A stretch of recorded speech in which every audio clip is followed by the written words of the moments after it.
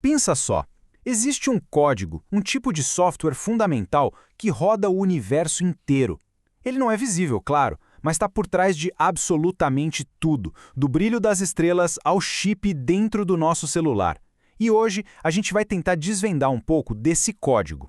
Por muito, muito tempo, a gente imaginou o universo como se fosse um grande relógio.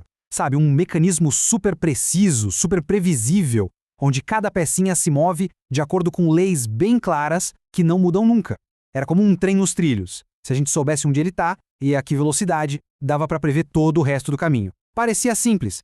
Pois é, essa era a visão da chamada física clássica, e por séculos ela parecia ter todas as respostas.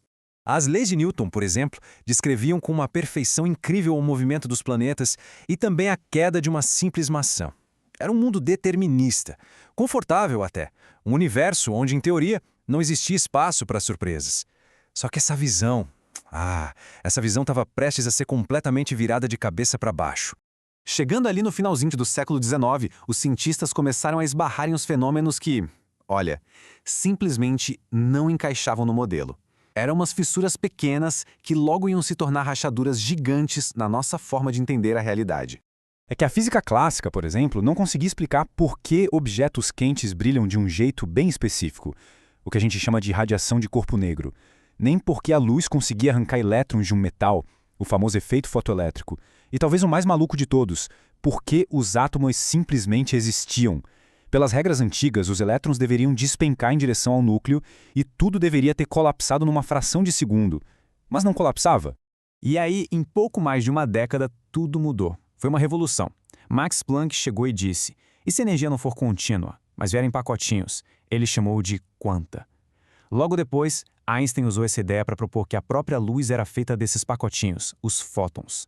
E para fechar, Bohr pegou tudo isso, aplicou no átomo e conseguiu salvar ele do colapso. Uma nova física estava nascendo ali. Então, bem-vindos ao mundo quântico. Um lugar onde as regras do nosso dia a dia, da nossa intuição, simplesmente não valem. É um salto para uma realidade que é, ao mesmo tempo, fundamentalmente estranha e maravilhosa. Bom, o primeiro pilar dessa nova realidade é a tal da quantização. Pensa assim, em vez de uma rampa suave, a energia existe em degraus. Uma partícula só pode ter certas quantidades de energia, e nada no meio. Ou está num degrau, ou está no outro. É daí que vem o nome mecânica quântica, desses quanta, desses pacotinhos de energia. Aí vem a segunda regra, e talvez a mais esquisita de todas, a dualidade onda-partícula. No mundo quântico, as coisas não são uma coisa ou outra, elas são as duas ao mesmo tempo. Um elétron, por exemplo, pode se comportar como uma partícula, um pontinho localizado no espaço, e, ao mesmo tempo, como uma onda espalhada, uma nuvem de probabilidade. E a sacada do Louis de Broglie foi ainda mais longe. Ele disse que isso não valia só para a luz, não. Toda a matéria, de elétrons a átomos, e sim, teoricamente até nós, tem essa natureza dupla. Aquela ideia de um mundo feito de bolinhas de bilhar sólidas já era. Se até aqui já parecia estranho, bom, se preparem. Agora a gente vai para o conceito mais bizarro e, ao mesmo tempo, mais poderoso da mecânica quântica, a tal da superposição. Essa pergunta, que ficou famosa por causa do experimento mental do Schrödinger, vai direto no coração do mistério quântico.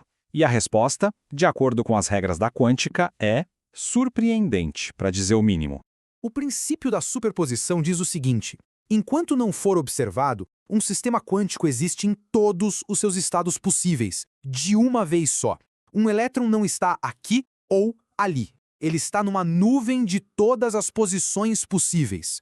Um átomo não está excitado ou não excitado. Ele está nos dois estados. E isso traz a gente de volta para o gato. No experimento, o destino do gato está ligado a um evento quântico, tipo o decaimento de um átomo. Enquanto a caixa está fechada, o átomo está numa superposição de decaído e não decaído.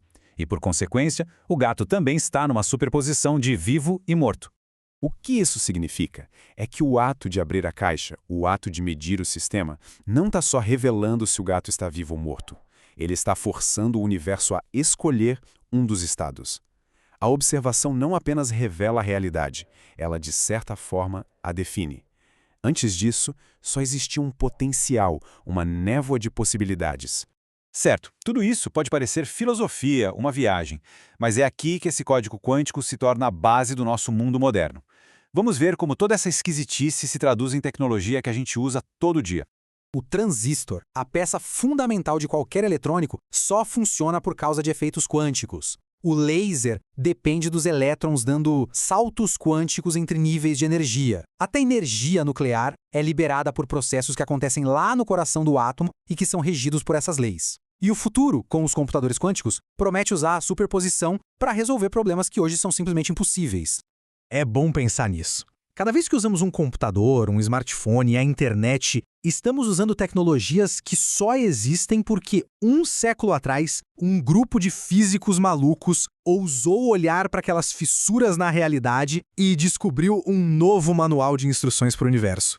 E isso deixa a gente com a última pergunta, que é de dar um nó na cabeça. Se a nossa observação é o que transforma a possibilidade em realidade, o que isso diz sobre a natureza do próprio universo?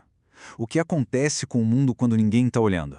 É uma questão que nos leva da física direto para a filosofia e mostra que o código quântico não só alimenta nossa tecnologia, mas também desafia nossa própria percepção de tudo que existe.